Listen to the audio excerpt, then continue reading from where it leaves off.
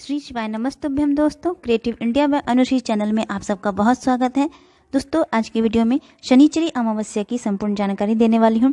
शनिचरी अमावस्या के अवसर पर ऐसे कौन से 3 अचूक उपाय हैं जिन उपायों को करने से घर की वास्तु दोष, काल्प सर्प दोष या पितृ दोष से मुक्ति मिलती है, घर में नकारात्मक ऊर्जा से मुक्ति मिलती है। यदि आप कर्ज से परेशान हैं, आर्थिक परेशानी है, आपके पास सरकारी नौकरी की कामना पूर्ण करना चाहते हैं, आपका विवाह नहीं हो रहा है, विवाह में विलंब हो रहा है, विवाह हो भी रहा है तो अच्छा वर या वधु प्राप्त नहीं हो पा रहा है, अच्छा घर नहीं मिल पा रहा है, कुंडली मिलान नहीं हो पा रहा है, तो संतान प्राप्ति की कामना रखते हैं, तो ऐसे में अमावस्या के अवसर पर ये 3 अचूक उपाय अगर आप कर लेते हैं तो जीवन की सभी परेशानियों से मुक्ति मिलती है, समस्त प्रकार की मनोकामना पूर्ण होती है। ये 3 अचूक उपाय आपको कैसे करने हैं, कब करने हैं और अमावस्या की शुभ तिथि क्या है, अमावस्या पर स्नान दान कब करना है, ये सभी बातें आज के इस वीडियो में शेयर करने वाली हूँ।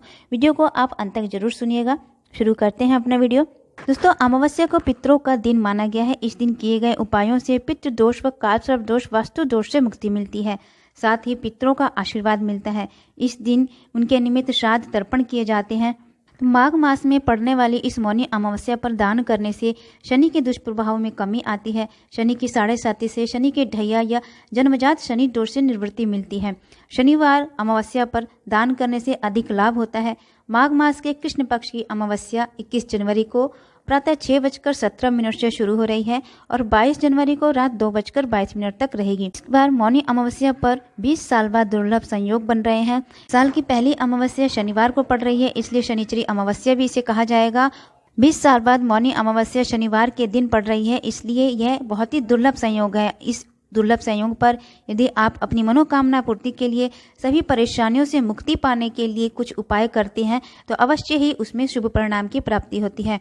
अमावस्या की तिथि प्रारंभ हो रही है 21 जनवरी 2023 को शनिवार को सुबह 6:19 पर और मौनी अमावस्या समाप्त हो रही है 22 जनवरी रविवार रात 2:25 पर। ऐसे में शनिवार के दिन ही शनिचरी अमावस्या मनाया जाएगा। जो भी स्नान दान करते हैं, गंगा स्नान करते हैं, अपने पितरों के लिए श्राद्ध कर्म करते हैं, तर्पण करते हैं, वे शनिवार के दिन ही ये सभी कार्य करेंगे।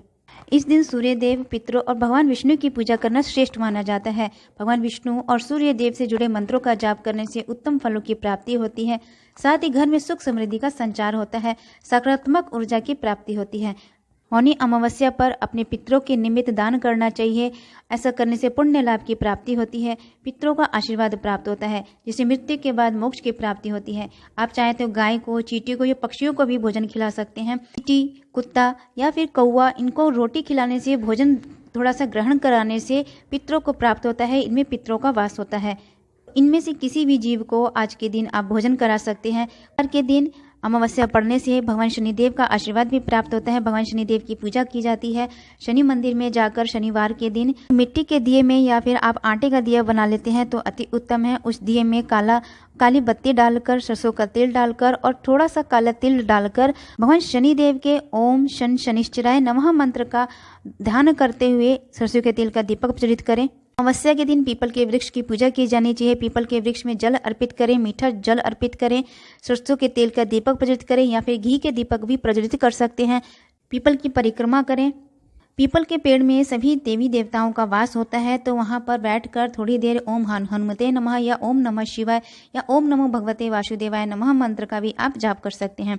तो दोस्तों, ये तो हुए आज के दिन के कार्य, जो कि सभी को ये सभी कार्य करने चाहिए। अगर आप पूजा पाठ नहीं करते हैं या फिर व्रत नहीं करते हैं तो भी आपको ये छोटे छोटे काम जरूर करने चाहिए। अब बात करते हैं कौन से ऐसे 3 अचूक उपाय हैं जिन उपायों को करने से घर की सभी परेशानियों से मुक्ति मिलती है, आर्थिक परेशानियों से मुक्ति मिलती है। यदि विवाह में विलंब हो रहा है, वर या वधु नहीं मिल पा रहा है, अच्छा घर नहीं मिल पाता है, काल सर्प दोष या वास्तु दोष से परेशान है या पितृ दोष से परेशान है, शनि के ढैया से परेशान है, तो इन सभी उपायों को करने से आपके जीवन की सभी परेशानियों का अंत होता है। घर में सकारात्मक ऊर्जा की प्रवृत्ति होती है, मन में सकारात्मक ऊर्जा का संचार होता है। तो पहला उपाय ये है दोस्तों कि शनिवार के दिन 10 बजे से पहले, जो कि केवल अमावस्या तिथि पर ही किया जाता है, इस तिथि पर बेल का फल लेना है, यानी बेलपत्री का जो फल होता है, बेल फल, उस फल को उसमें से वो गुर्दा निकालकर उसमें पंजीरी भर देनी है। पंजीरी यानी जो आटा और शक्कर भुना जाता है उसे भूनकर उस बेल के फल में उसे भर देना है, गुर्दा बाहर निकाल लेना है और उस पंजीरी को उसमें भरकर अपने पूरे घर में घुमाना है। जितने भी आपके घर में कमरे हैं उन सभी कमरों में घुमाते हुए घर के सभी सदस्यों पर, विशेषकर जिन सदस्यों पर काल्प सर्प दोष या फिर पितृ दोष बताया गया है या वास्तु दोष की परेशानी बताई गई है, विशेषकर उस सदस्य से उस बेल फल को स्पर्श कराकर, बाकी सभी घर के सदस्यों से स्पर्श कराकर पीपल के वृक्ष के नीचे एक गड्ढा खोदकर उसे दबा देना है। और यह उपाय आपको अमावस्या के दिन 10 बजे से पहले करना है, यानी सुबह 10 बजे से पहले ये उपाय कर लेना है। को वहां से दबाने के बाद अपनी मनोकामना बोलते हुए, यदि आप परेशान हैं काल्प सर्प दोष से, पितृ दोष से, वास्तु दोष से परेशान है या फिर आपका कोई ऐसा कार्य जो पूर्ण नहीं हो पा रहा है, जो कि आप करने की बहुत इच्छा रखते हैं लेकिन पूर्ण नहीं हो पाता है, तो उस कामना को बोलते हुए उस बेल के फल को पीपल के वृक्ष के जड़ के नीचे एक गड्ढा खोदकर वहां दबा दें। और यह केवल एक बार ही करना है, एक ही अमावस्या पर इस उपाय को करना है। तो आप देखेंगे कि एक ही बार इस उपाय को करने के बाद से भगवान शंकर की कृपा से, भगवान शिव की कृपा से आपकी हर मनोकामना पूर्ण होती है। सर्प दोष से मुक्ति मिलती है, पितृ दोष से मुक्ति मिलती है, वास्तु दोष से मुक्ति मिलती है। तो ये तो हुआ दोस्तों पहला उपाय जो केवल अमावस्या की तिथि पर एक बार करने से होता है। उपाय है, यदि आप जीवन में अथक प्रयास करने के बाद भी आपको सफलता की प्राप्ति नहीं हो पा रही है या शिक्षा में सफलता प्राप्त करना चाहते हैं, सरकारी नौकरी की कामना रखते हैं, सरकारी नौकरी करने के बाद भी आपकी सैलरी नहीं बढ़ रही है, उच्च पद की प्राप्ति नहीं हो पा रही है, आर्थिक परेशानियों से मुक्ति नहीं मिल पा रही है, तो अमावस्या की तिथि पर ये काम आपको जरूर करना चाहिए।